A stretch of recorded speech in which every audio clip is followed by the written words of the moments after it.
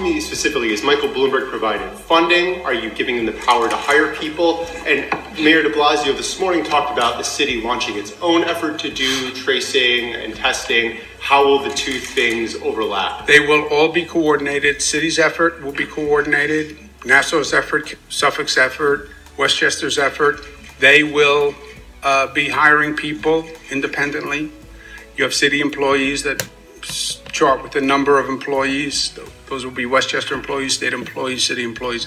But it all has to be coordinated. There is no tracing that can work within one jurisdiction. So Michael Bloomberg is leading some let me just finish. Coordinating council? Yeah, let me just finish. You cannot trace someone within the boundaries of New York City, because once the person goes outside of New York City, well, now that would be a Westchester person, right? I live in Westchester. Take me. I lived in Westchester. I worked in New York City.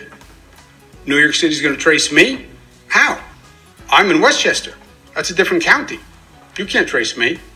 Well, we'll go trace people in Westchester. Oh, no. Then Westchester is going to say, that's my resident. Don't come in here and trace my resident. All right, let's forget the jurisdictional fight and the political local fight. We'll coordinate everyone. This is a monumental undertaking. Who's going to do it? We're all going to do it. City, state, Nassau, Suffolk, Jersey, Connecticut. Okay, how do we do it? I don't know. We've never done it before. Michael Bloomberg will design the program, design the training. He's going to make a financial contribution also. Put together an organization that can help hire the people, because we have to expand this number tenfold, and get this all done like this. This has to happen. You don't have months to plan and do this. You have weeks to get this up and running. Super ambitious undertaking. And Mayor Bloomberg will help coordinate the entire effort. He'll be working with the state. I'm working with the city and the Nassau and Suffolk and Jersey and Connecticut.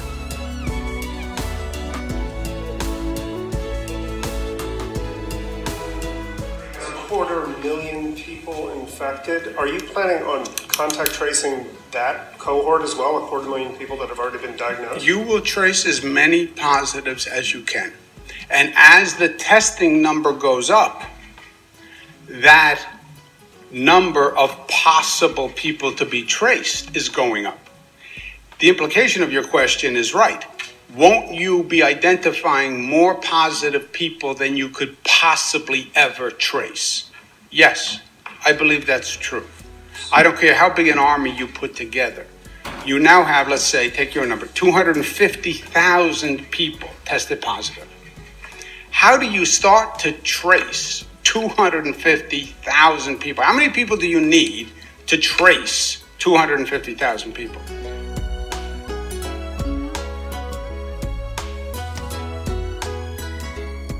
That's why it's an extraordinarily impossible task, and you do the best you can. Is that a good use of resources, considering, the state itself is strapped, $10 billion, $15 billion hole.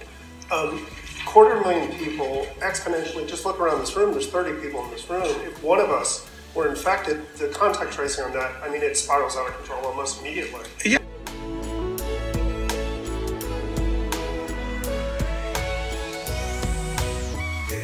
Contact tracing, life is options.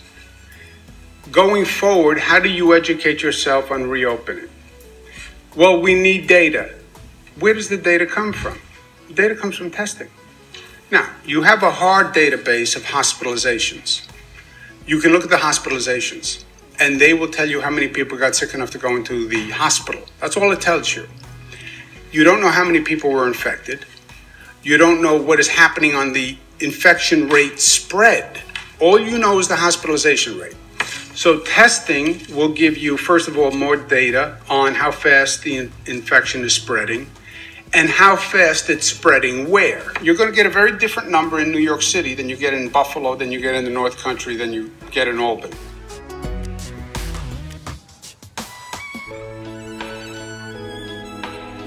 Okay, that'll inform the regional reopenings. And then what you're trying to do, to the extent possible, the whole concept of testing, tracing, isolation, not just here, but every state is talking about this. To the extent you can, when you find a positive person, trace it back and isolate.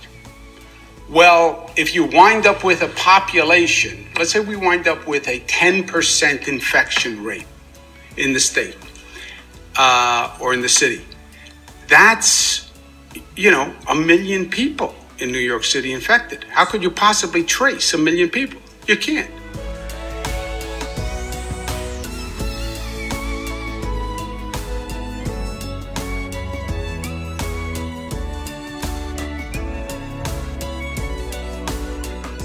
Isn't there an argument that it's endemic already, that, even if it is just 10%, some estimates have said it might be 50, it might be 60, how much money could this possibly cost?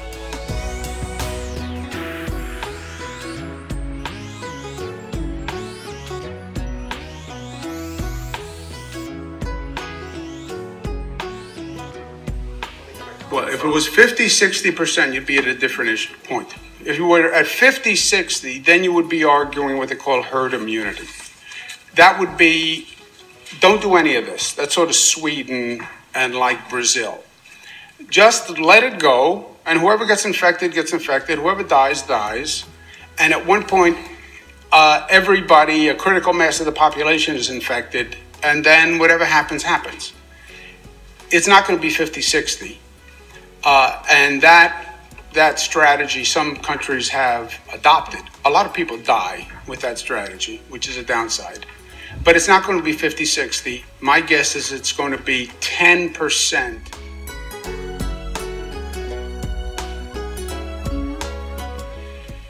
about now in the high infection areas.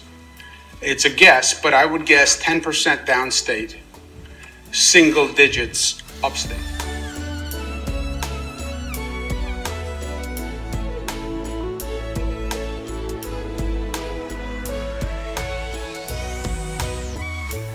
Tracing, are you interested at all in moving that upstate to also do tracing? Tracing is going to be done statewide, and testing has to be done statewide.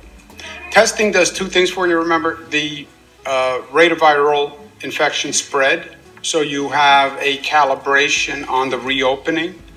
And second, on the antibody testing, one of the upsides is you find people who have the antibodies so they can contribute for the convalescent plasma by donating their blood. You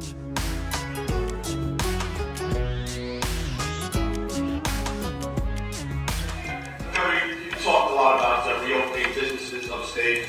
But how about opening schools? It seems like in recent days you suggested that that's becoming increasingly difficult. Is it unlikely that schools will open before fall? When you say, my opinion, when you say you're not going to open schools, you may as well say you're not going to open businesses, because the two are connected.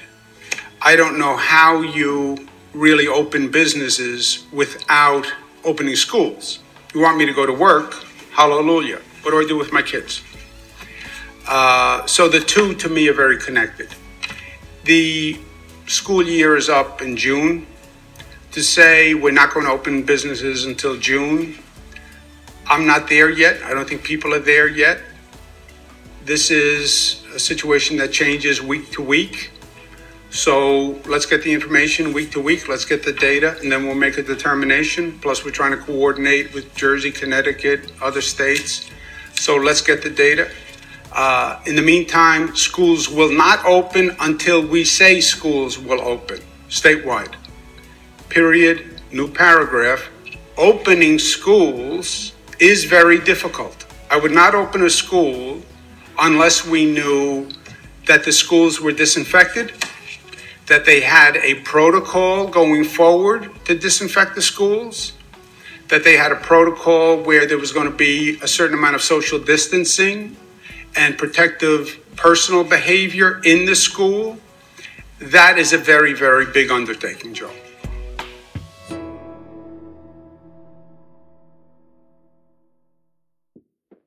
Schools from a regional basis, can you do that regionally as well? You open some schools in some parts of the state where the infection rates are lower? I mean, have you looked at Theoretically, could you? Yes. Could you say North Country schools are going to open with all those provisos? Yes, you could say that. You could say you can open North Country schools having nothing to do with Nassau schools and Westchester schools. Yes, they're totally disconnected, and you could argue that you could make those as isolated decisions. So that would be part of this whole Yes, reopening business? yes, sir. Yeah, because once you say we're moving towards reopening, one of the first integral pieces is business and school, and then transportation, right? You need those three gears to turn at the same time.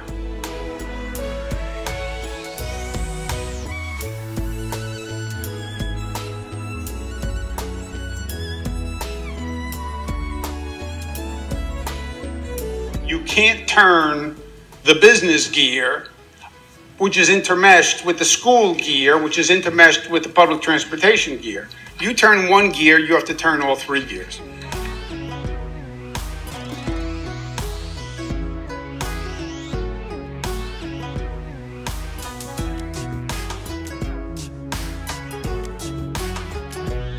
Very well. We're taking surveys, random surveys all across the state, literally grocery stores, street corners, just to get random samples of people to take an antibody test. It's going to be the largest study done in the country to find out how many people have been infected.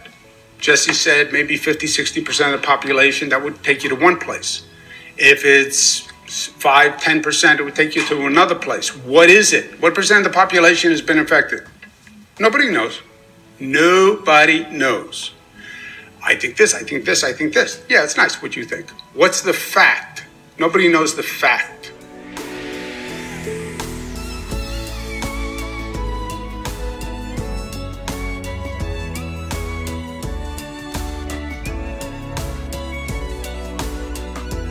Bernadette? Governor, what is the state doing, though, to help nursing homes comply with that executive order saying that patients cannot be denied readmission or admission to nursing homes? Because I've spoken to several different sources in that field who have said it's difficult to keep staffing levels high and then also separate the COVID from the non-COVID patients. So what is the state doing to assist with those facilities, and then also plan B if these facilities don't have enough space to separate those patients? You want to answer that, Doctor? So, two parts to that. One is the issue of what we're doing. As I mentioned once before, we are working very closely with the leadership of the nursing homes, both to get more staff to help them out. Obviously, the suppliers will be working very hard on that. We're also looking at how they could help cohort patients a little bit better, so that those who are positive are cohorted within the nursing home to address that. And the second part, What happens if they can't? What if the space doesn't allow? Is there a plan B, another space? Can they be moved somewhere else? We're looking at that as well. You have to remember that one of the challenges a little bit with nursing home patients, those who are really elderly, you take them out of their environment, it's very disruptive. So we're trying to work to balance both maintain the environment that they're comfortable with, but also provide their safety from the standpoint of public health and just general safety.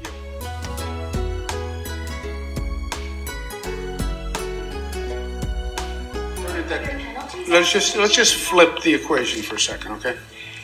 The state doesn't run a nursing home. Your questions sound like it's the state runs the nursing home. The state does not run the nursing home. It is run by a private corporation. The Acme Corporation said, you should bring your mother to the Acme Corporation. It's the best nursing home in the world. And they get paid for that service. The state regulates the nursing home, but it's a private corporation, sometimes it's not for profit, but basically the same thing, that gets paid for their service. And they're supposed to provide that service. That's what they do. They take care of senior people, people with illnesses, etc. That's what they get paid to do. We set a regulatory framework for them to do it.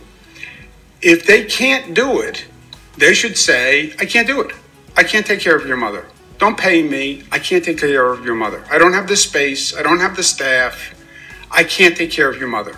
And then we'll help you find another facility for your mother. Because there are a lot of beds in nursing homes. So we could find another nursing home for you. But they have to do the job they're getting paid to do. And if they're not doing the job they're getting paid to do, and they're violating state regulations, then that's a different issue. Then they should lose their license.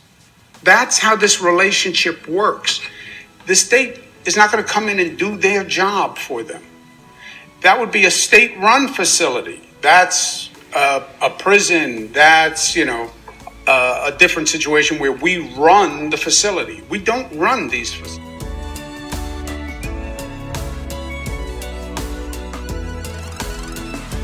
The state's saying that these nursing homes that, as you said, are private, have to take back these COVID patients. So that's a state mandate. How do you...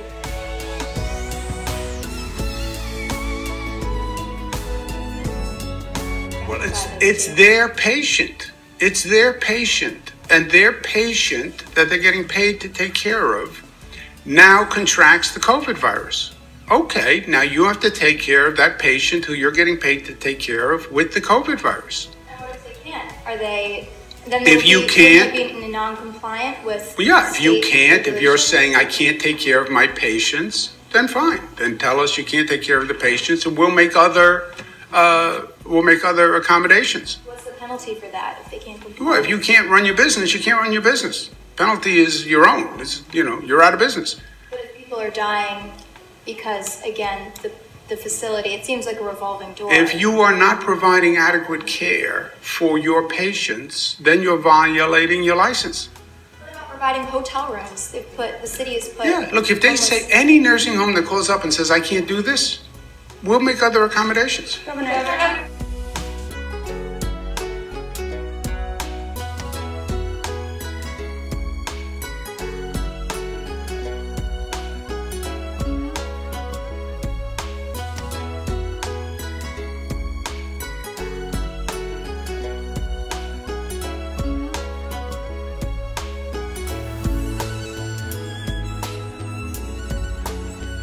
We'll get there. We're going to go. Do you have a timeline on when this contact tracing will be fully operational, and any update on the timeline for the 40,000 tests and when you'll need that goal as well?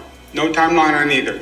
The tracing will start. It's actually starting now, but it has to be brought to a level that nobody even imagined before. So that's going to be an iterative, incremental process, right? You're starting now with what you have. We have about 500 tracers now, but build on that, hire more staff, more training. How do you do this cross-jurisdictional tracing, which doesn't happen now? The tracers have been in the old framework of, I do my city, I do my county. So this is going to be all new, and we'll be ramping up. So tracing is going on. Tracing will be ramping up incrementally going forward. When do you stop ramping up? Maybe never.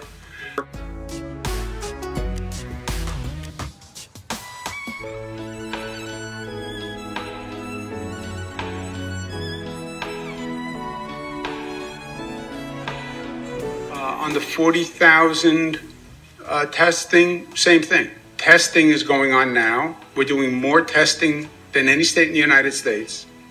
More testing per capita than any country on the globe. So we're doing a phenomenal amount of tests, and we've ramped up faster than anybody else. And we'll continue to ramp up.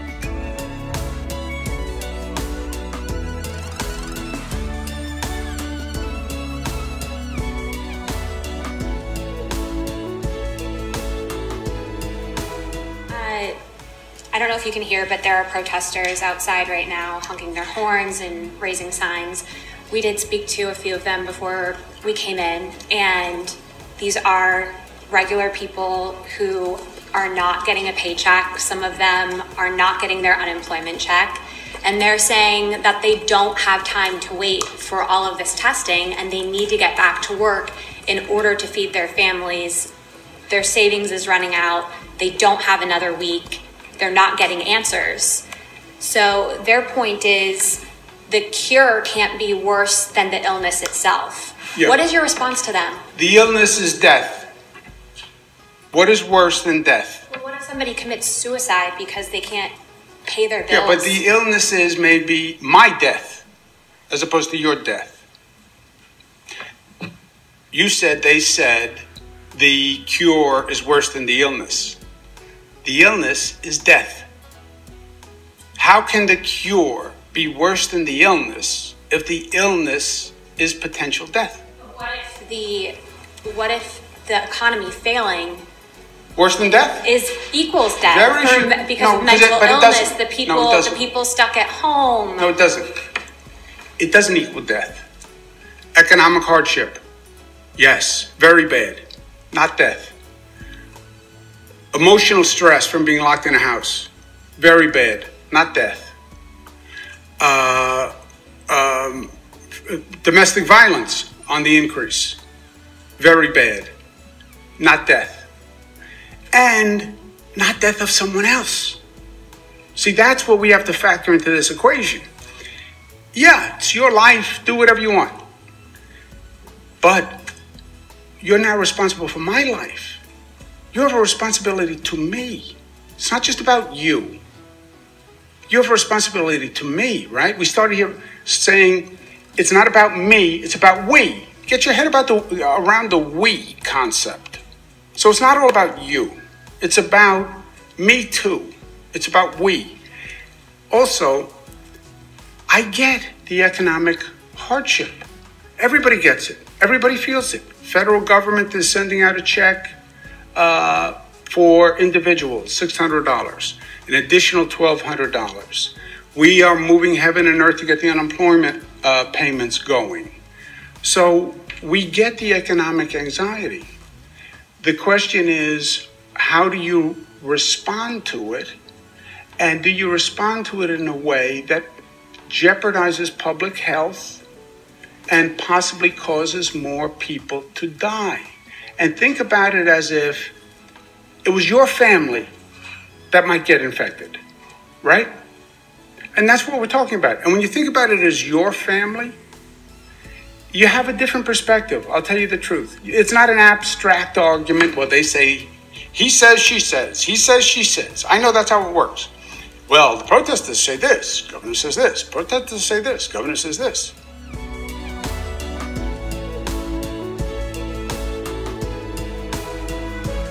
Okay, think about it as your family might be in the mix. Because when I see 484 New Yorkers die, I feel that it's like people in my family. And nothing comes before the public health risk of somebody else's life. And that's where we are. But they're also saying, if you can't afford to pay me unemployment or your system You is will not be set paid. up, You will be paid but unemployment they can't from wait the day. for they can't wait for the money. They're out of money. Yeah, we're talking about a couple of days lag on the unemployment insurance, and they will get the check from the date of unemployment. It does not cost them an extra penny. Now, they can say unemployment insurance isn't enough. I get it. Even with the $600 check and the $1,200 check and the unemployment insurance benefit is not enough. I understand the economic hardship. We all feel it. The question is, what do you do about it? And do you put public health at risk?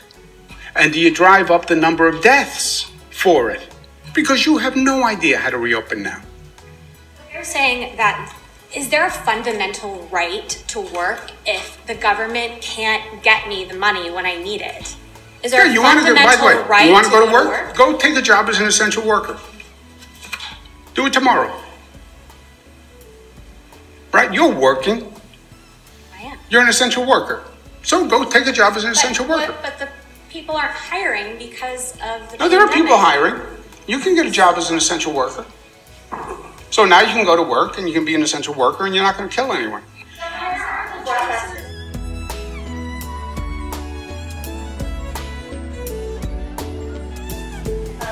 How many of the 250,000 people been traced? And is the 10 million going to be enough? How much can the state afford to put toward this, if anything? Will federal funding be needed?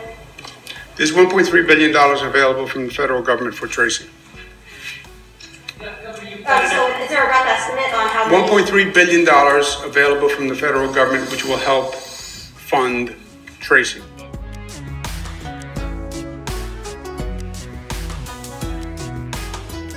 For New York, yes. But how many, is there a rough estimate of how many of the 250,000 people have been traced, that have tested positive, have been traced? No.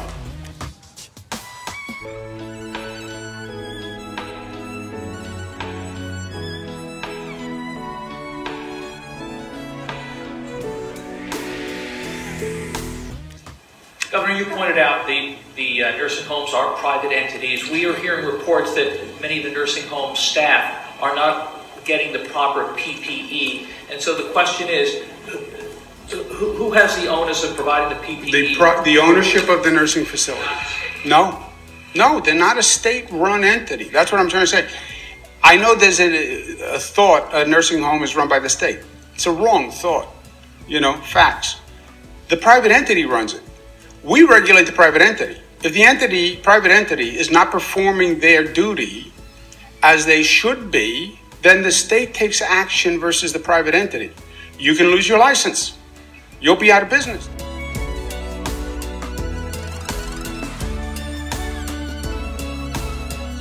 If you're not providing your staff with the right equipment, you're out of business. That we can do. See, for the state, the question should be, we have been helping them with more PPE, but again, it's not our job. The question would be, why don't we put that nursing home out of business? Which is a fair question to the state. And if we have a nursing home that is violating, and that's part of what we're going to talk about tomorrow, then they should lose their license. If they can't do their job. Hospitals, you give PPE to hospitals. Yeah, let's do persons. Families feel safe, though, putting their sick loved ones into nursing homes. But also, what about the people whose family members are not sick? Like, what if my grandma's in a nursing home? She's healthy, but she's old. She might have a pre-existing condition. And the same facility that she's living in is now accepting COVID patients, and the facility doesn't have the capacity to separate the two. Yeah. What happens?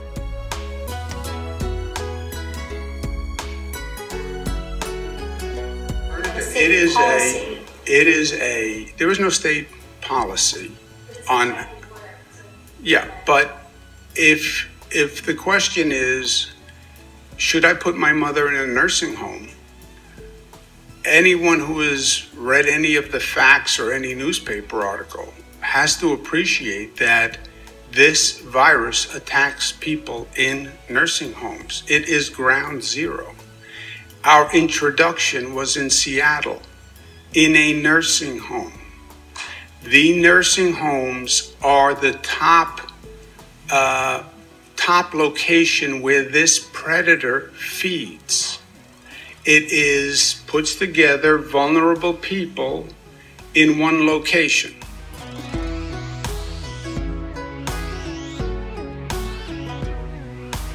Right? When the lion is going across the plain looking for prey, here's the prey: vulnerable people in one place under one roof. That's where the predator will attack and has attacked and will continue to attack. And the predator is insidious and very good at what it does. And we've tried everything to keep it out of a nursing home, but it's virtually impossible. I believe we can reduce the rate of infection in nursing homes. But once it gets in, it is vicious. That is a fact. So if somebody says to me, should I put my mother in a nursing home now? Now is not the best time to put your mother in a nursing home.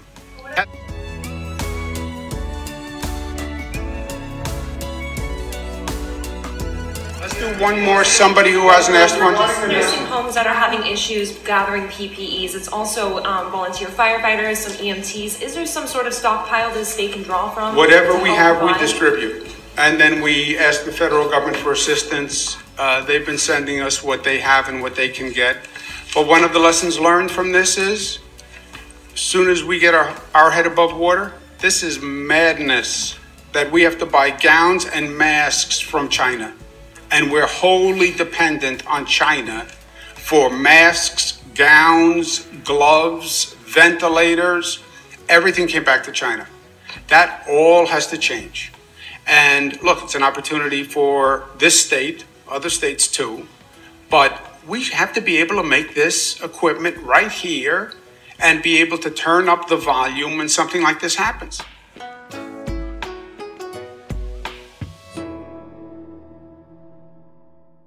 It's been right across the board.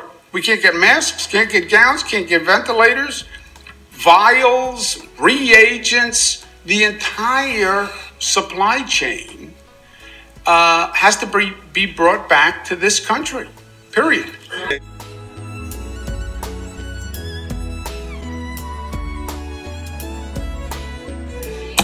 What do you estimate the tracing program will cost? I don't know. Tens of millions? I don't know. The federal government has provided money in this past budget, but whatever it costs, you know. What's the value of a life, Jesse? Regarding nursing homes, it seems as though the wild card is the nurses, the staff, when they go out in the world and then they come back in. Can the regulation from the health department, you know, can there be some regulation to ensure that the nursing homes are doing better in terms of whether taking a temperature or doing something with the staff to make sure that they don't bring this into the nursing? We have done regulations on that, and we'll have more to say on that tomorrow. I don't want to give away tomorrow's news because then you won't come. Thank you, guys. Nursing homes be fined for not having adequate reporting?